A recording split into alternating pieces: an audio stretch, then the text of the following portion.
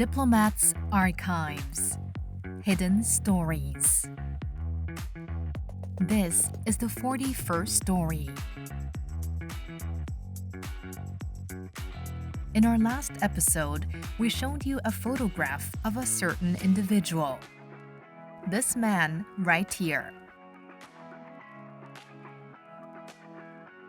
You cannot tell his story without mentioning one particular item. It is this Taegeukgi, the Korean national flag. Who is he? And what is the story behind him and this flag? Today, we uncover the hidden story that connects him to this Taegeukgi.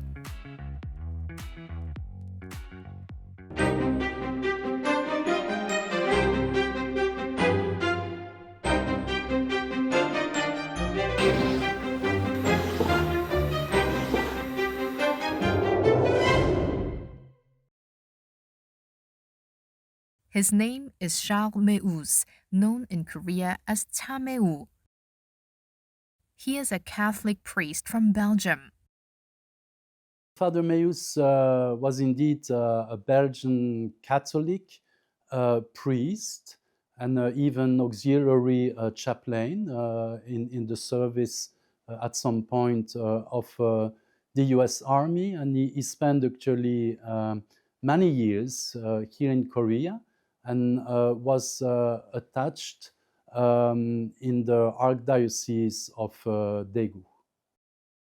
As the ambassador just mentioned, Father Meuse served in Korea for a long time. He arrived in Korea in 1957 and remained here until 1974, living and working in Korea for about 16 years.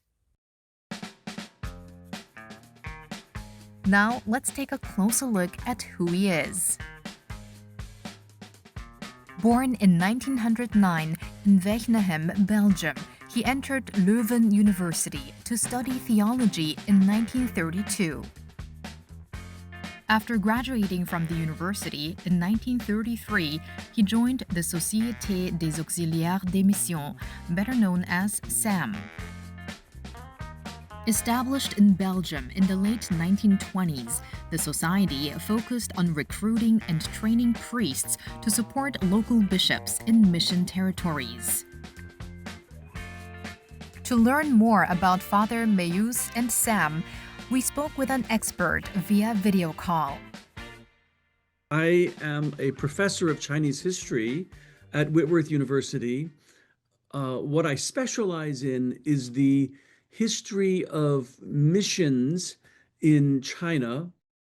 Professor Clark has published numerous articles on Catholic missionary activities in China, and in 2018, he collaborated with his colleagues to create a digital archive of Sam's photographs documenting missionary work in China.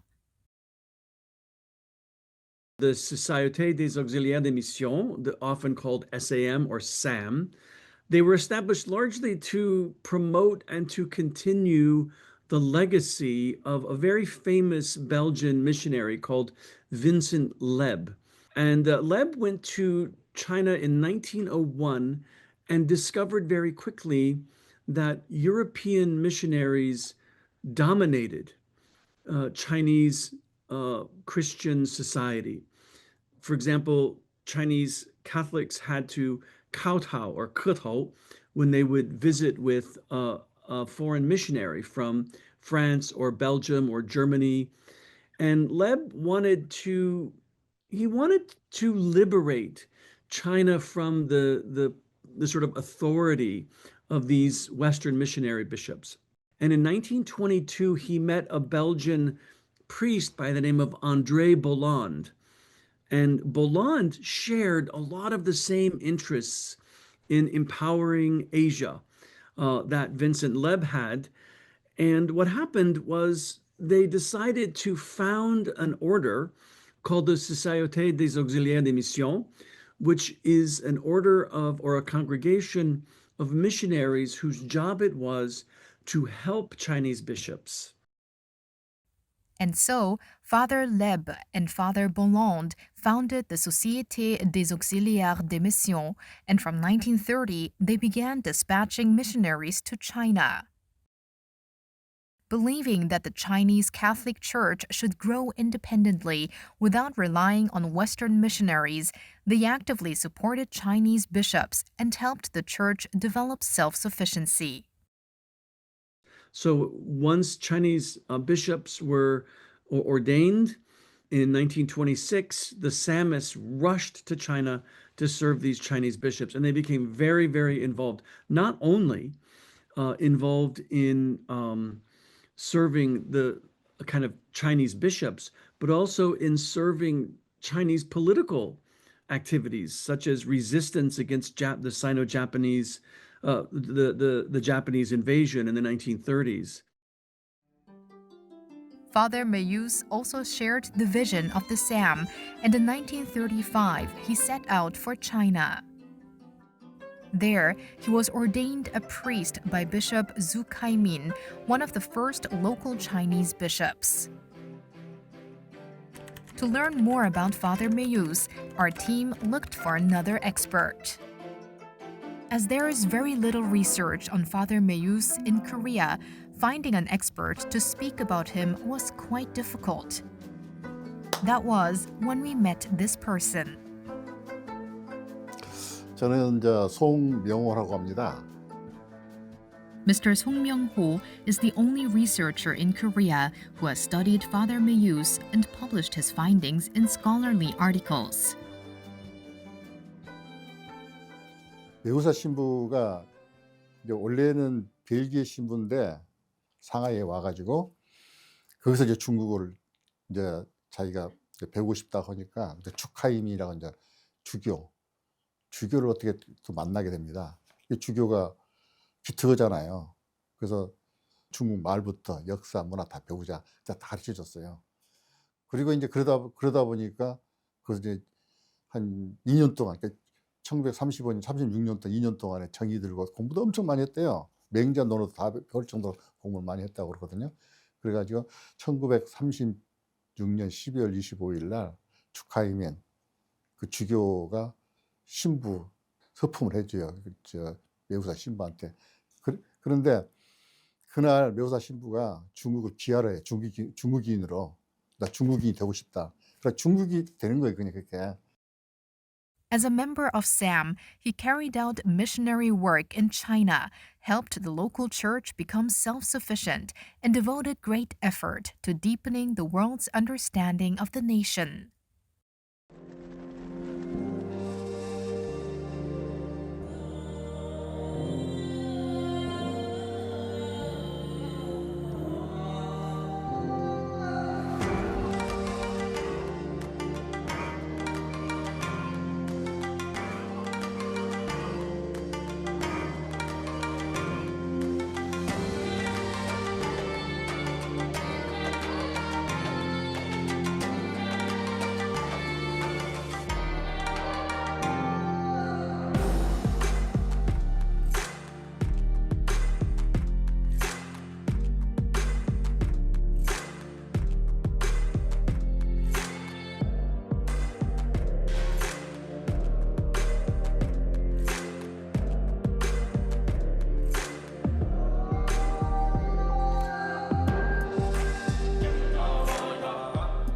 I think one of the most important things they did is they tried to build up in the West a respect for Asia, a respect for Asian society, a respect for Asian independence, a cultural allowing Asian Christians to be culturally themselves, as opposed to being westernized. The idea was that they would become more indigenized. There would be more clergy who were, say, either Korean or Japanese or Chinese, so that the churches or the communities there, this was their big mission, the churches or the communities there were allowed to celebrate their own culture rather than be enculturated by the West. In the 1930s, while Father Meuse was active in China, many significant events were taking place in the country. In 1931, Japan triggered the Manchurian Incident, occupying northeastern China and establishing the puppet state of Manchukuo. Then, in 1937, the Second Sino-Japanese War broke out. Father Meuse paid close attention to China's political and social situation at the time, and he played an important role in bringing these events to the wider world. We decided to review materials with Song Myung-ho and have a more in-depth discussion. This book is titled Doolittle's Tokyo Raiders and is a historical account of the Doolittle raid during World War II. It provides a detailed, record-based description of the mission in which U.S. forces launched the first attack on the Japanese mainland. And in this book, we can find Father Meuse' testimony about the Second Sino-Japanese War. 매우사 신부가 자기가 중국에 있었잖아요. 중일전쟁을 겪으면서 일본의 만행을 이 저자한테 알려줍니다. 알려준 내용을 이대로 이제 그 책에다 실었거든요. 여기 보면은 일본군이 그 중국 사람들이 둘리톨 그 대원들한테 협조했다고 하는 그 사람들을 찾아내 가지고 그 남자들을 그 담주로 이제 싸매요. 싸매고 근데 그 기름을 붓습니다. 그래가지고 거기다 불을 누가 붙이냐면 그 남자의 부인한테 불을 붙이라 이게 그 내용이 그대로 적혀져 있어요. 매우사 신부가 보고 목격한 내용을 이대로 책 속에 넣은 거예요. 이게.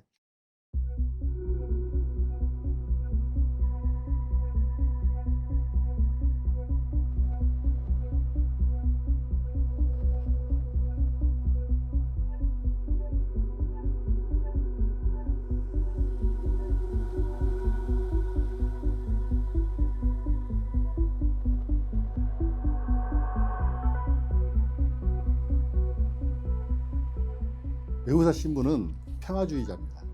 그리고 민주주의 신봉자하고 평화주의 신봉자예요. 매우사 신부가 편지 많이 보냈어요. 중국을 위해서. 이제 그 중에 내가 일부를 구입해가지고 보인 거거든요. 이게 이 편지 글입니다. 이게. But Father Meuse's attention was not limited to China alone. I think one of the things that Father Meus really excelled at was his involvement with people like, and one of the things you're interested in is Bishop Yubin.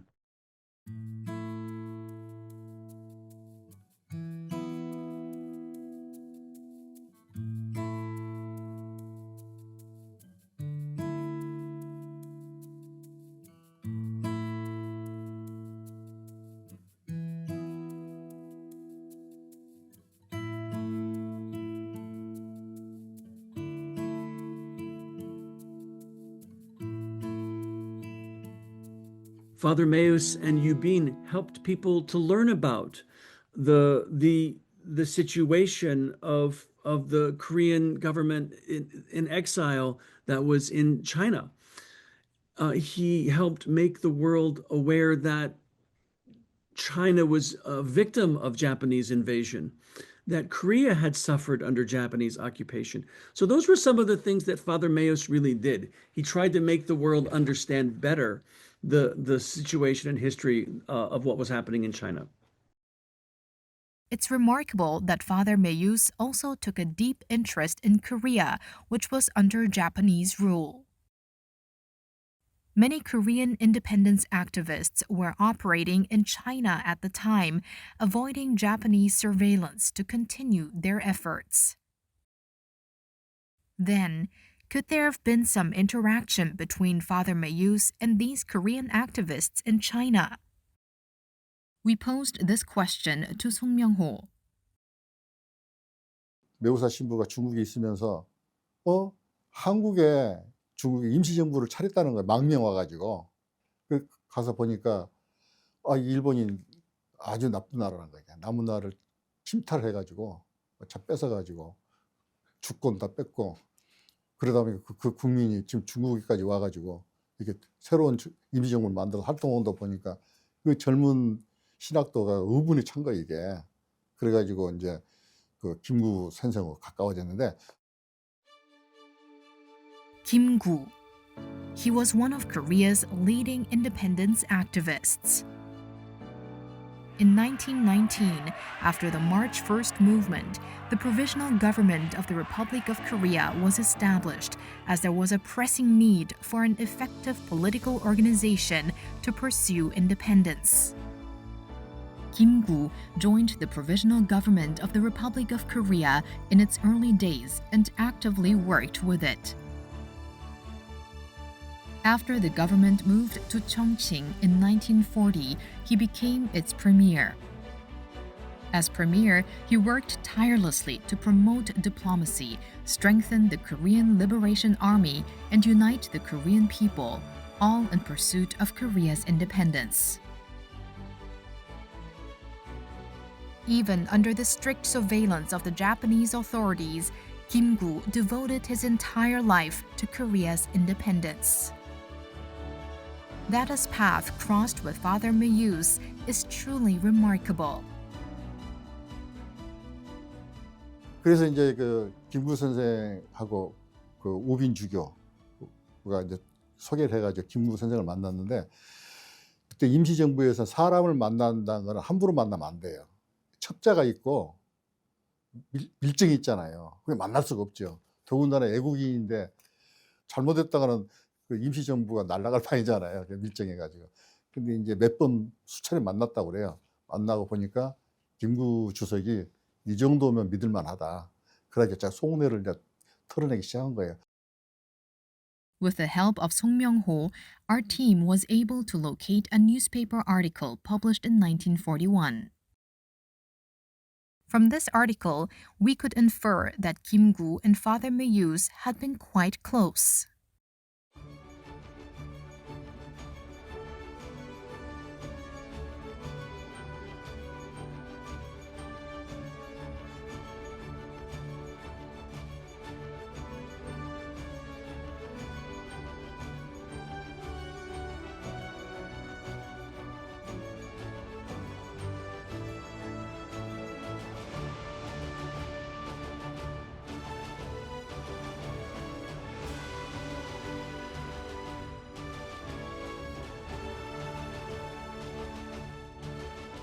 On September 17, 1940, the Korean Liberation Army was established in Chongqing as the official regular army of the Provisional Government of the Republic of Korea. Then, on November 17th, they moved their general headquarters to the front lines near North China to fight against the Japanese forces occupying the region. Upon hearing the news, Bishop Yu Bin hosted a banquet on the afternoon of November 11th to honor Premier Kim Koo and the military leaders of the Korean Liberation Army. To see off those heading to the front lines where life and death hung in the balance, and in an era rife with spies and informants, Father Meuse was invited to this gathering. This reveals the profound bond he shared with the Provisional Government and the deep trust they placed in him as a true comrade in Korea's struggle for independence. 중국의 그 우빈추교가 잘 싸우고 오라고 그 환송식을 해요. 그때 김구주석을 비롯해가지고 지장군 이런 분들을 한 20명을 이제 초대를 해서 저녁 식사를 마련했는데, 그때 매우사신부를 초대를 해요. 그 속에 20명밖에 안 되는데, 그러니까 그만큼 일본한테 들키면 난리 나잖아요. 그 정도로 신임을 했은 사람 중에 한 사람이었어요. And in 1941, Premier Kim Koo made a significant request to Father Meuse. I'll be heading to the United States. I wanted to stop by and give you my regards before I go. To America? In that case, please wait right here for a second.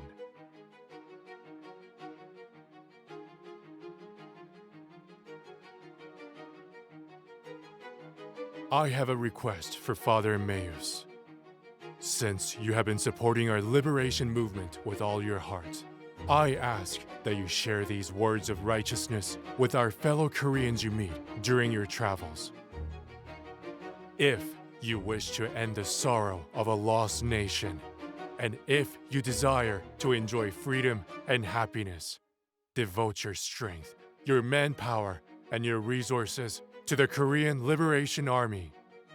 Let us overthrow our enemy, Japan, now a spent force like a spent arrow, and achieve the complete independence of our homeland. March 16, 1941, in Chongqing. Sincerely, Kim Koo. Father Meus, I have a request. When you reach America, please deliver this Taegeukgi to our Korean compatriots there. Yes, I understand. I will make sure this Taegeukgi reaches them without fail. And so, Father Meuse set off for the United States, carrying with him the Taegeukgi, personally inscribed by Premier Kim Koo. 근데 매우사신부가 엄청 바쁜 분이었어요. 그때 30대인데 굉장히 바쁜 분이어가지고 1년 동안을 뭐 우리나라 사람 만나지를 못했나 봐요. 자기 일이 바쁘다 보니까. 그래가지고 이제 때가 돼서 본국 중국으로 귀국할 때쯤 돼서 김구 선생께서 줬던 태극기가 생각난 거예요. 그래가지고 LA에 와가지고 로스앤젤레스 와가지고 도산안창호 선생 부인 이혜련여사를 만납니다. 만나가지고 김구주석께서 이러이런 일로 태극기를 만들어 줬는데 그때 1년간을 가지고 있었다. 근데 그분이 이야기한 대로 대한민국 교포를 만나가지고 보여주지도 못했고, 그래서 이거를 이혜련 여사한테 드리니까 꼭 간직하고 계시다가 내 대신 당신네 나라 대한민국 사람을 만나게 되면 태극기를 보여주면서 강목운동, 모금 운동, 돈, 자금을 좀 모아주는데 힘써 주십시오 해서 줬던 거예요. 그게. The fact that the Taegeukgi was delivered to I혜련, the wife of Anchang-ho, also carries profound significance. This is because Anchang-ho and his family played a pivotal role in leading the Korean independence movement within the United States. Anchang-ho is also one of the most prominent figures representing the Korean independence movement.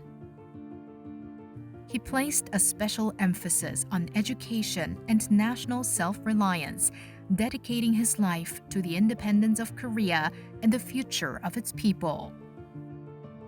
He was one of the driving forces behind the establishment of the Provisional Government and led the independence movement across the globe, including Korea to China, Manchuria, Mexico, and the United States. In particular, he organized the Korean National Association in the US and laid a solid foundation for the overseas movement by forging strategic alliances with various nations. Furthermore, his family, including his wife I혜련, devoted themselves to the cause of Korean independence alongside him. But why was it so important to deliver this Taegeukgi to the Korean compatriots in America? Our team decided to meet with an expert via video call to learn more about the details and the history of this Taegeukgi. Well, Korean communities in both in the United States and China has maintained very close relations. Professor Edward Taehan Chang has long studied Anchang-ho's activities in the Korean independence movement in the United States. He also identified the location of Pachapa Camp, the first Korean settlement in America, established by Anchang-ho in Riverside, California in the early 1900s.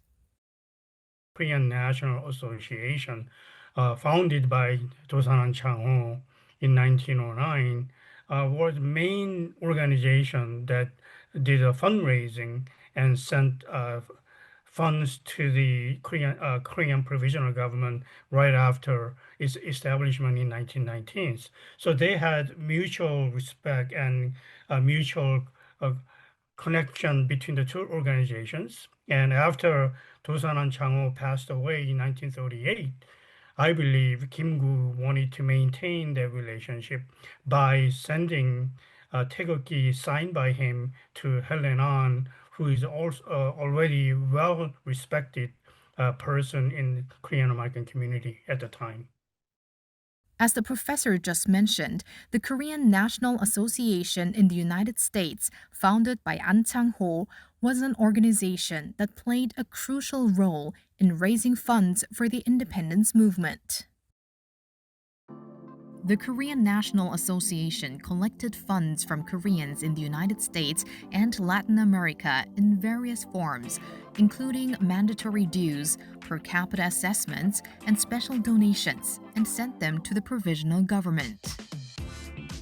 These mandatory dues, similar to membership fees, were set at $3, $5, or $15 per year, depending on the period. In 1909, $1 was worth roughly 35 times its present value.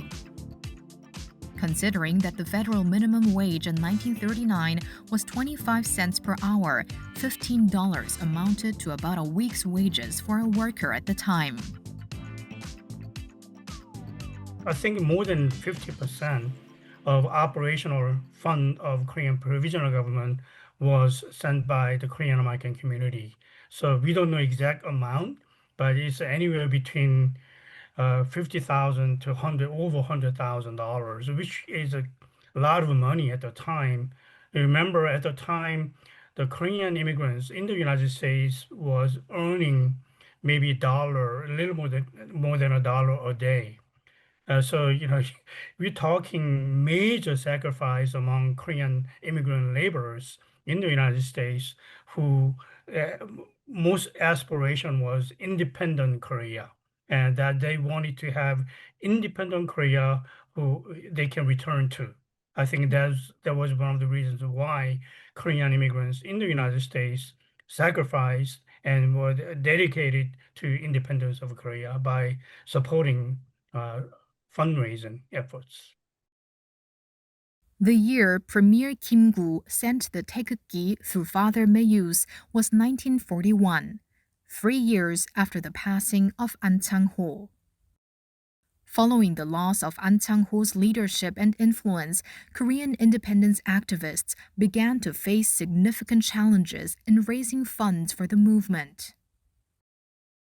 Could it be that Premier Kim Koo sent the Taegeukgi through Father Meuse as a way to overcome this crisis?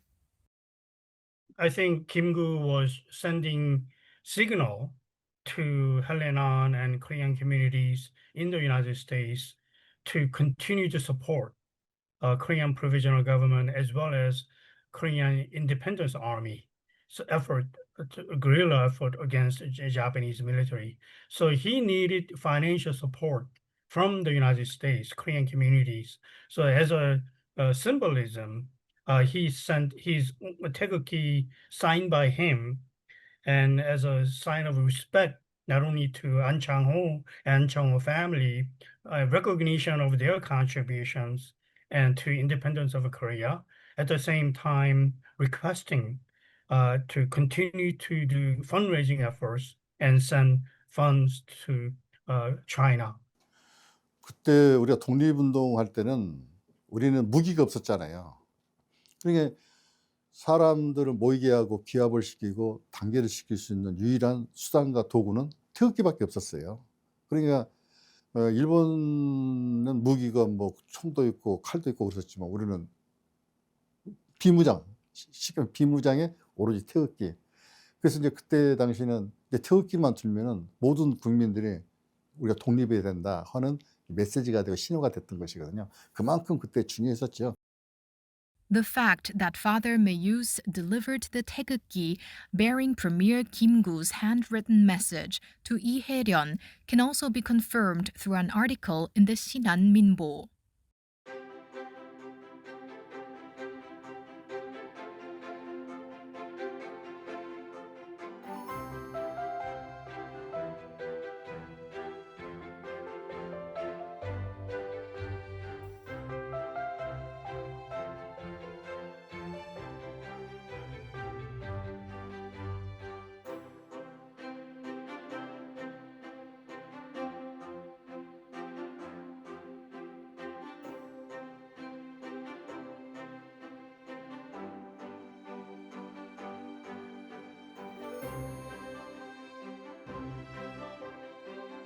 Through this article, we can see that Father Meuse held this Taegeukgi in very high regard.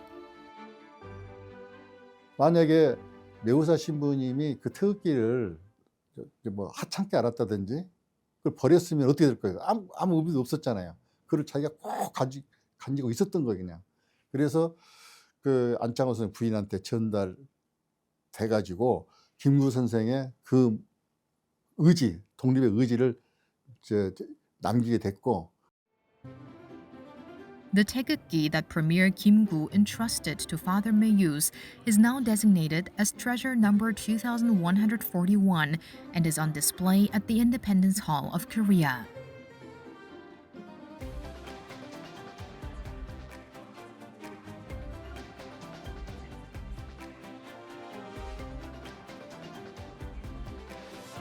And the person who played a major role in having this Taegeukgi designated as a treasure is none other than Song Myung-ho. 2008년부터 2021년까지 문화재청 근대문화재 전문위원으로 활동하면서 태극기를 이제 문화재로 조사하고 또 보고서를 작성하고 그걸 이제 지정하고 등록하는데 큰 역할을 했죠. 그래서 태극기 3점이 이제 보물로 지정됐어요. 김구서명문태극기하고 그리고 진관사 태극기하고 대니 태극기를 보물로 지정하는데 제가 이제 좀 많은 기여를 했죠. 그 전에는 태극기가 문화재로 된다는 건 상상도 못했고 누가 또 태극기를 문화재 만든다고 그러면은 무슨 태극기가 문화재냐고 다 그랬었거든요. 흔히 말하면 이제 문화재 하면은 우리가 말하면 이제 골동품 종류 중에서 뭐 도자기니 그림이니 이제 그런 것만 문화재로 알았지 무슨 태극기가 뭐 문화재가 되느냐고 그 핀잔도 거들떠 보지도 않았죠. 제가 이제 자꾸 주장을 했어요. 태극기가 문화재에 있어야 된다. Lovingly preserved for decades by Anchangho's wife I혜련 and her family, this Taegeukgi eventually returned home to be exhibited here at the Independence Hall of Korea upon its establishment.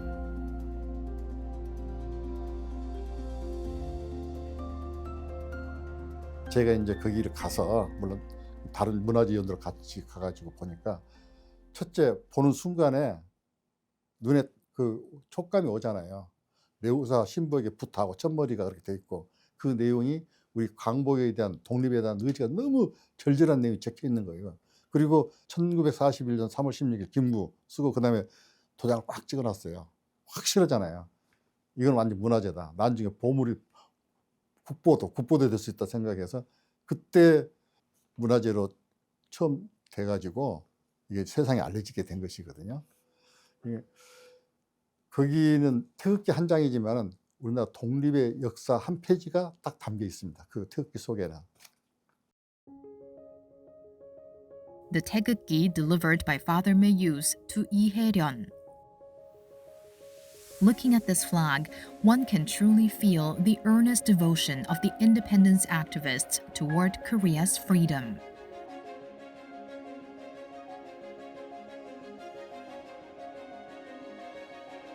Father Meuse was expelled from China in 1955. 2 years later, in 1957, he came to Korea. As he spent much of his time in Korea within a cloistered monastery, many of his stories remain untold. Yet, throughout his stay, he left behind numerous letters to friends and photographs capturing Korea.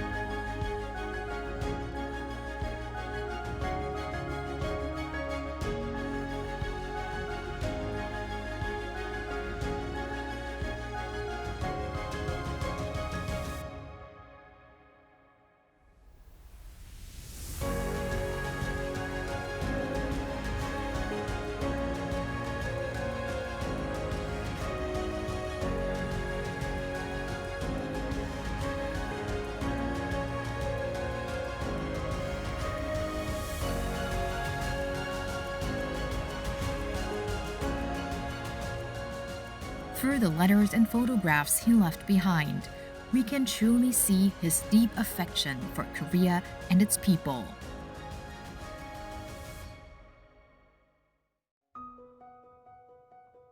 Then, in 1974, Father Meuse passed away. He may be gone, but his devotion to Korea's independence and his deep love for its people continued to live on.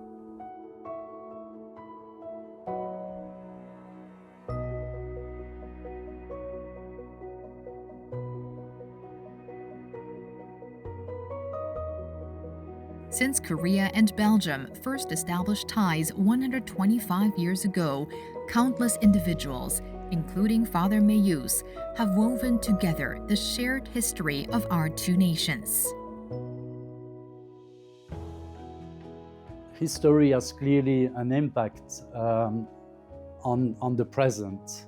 And I think it's important to be reminded and to be aware of this long-standing relationship that Belgium and Korea do have and have shaped, I would say, over 12 decades, sometimes in easier times, sometimes in more complicated times. But I think that nations and peoples can speak to one another, not necessarily the hard way, but through excellence, through creativity, through creating understanding, and certainly sharing experience and knowledge. And this is absolutely what I hope that Belgium will be able to do here in Korea, and that we are going to come out stronger and even better friends through that way.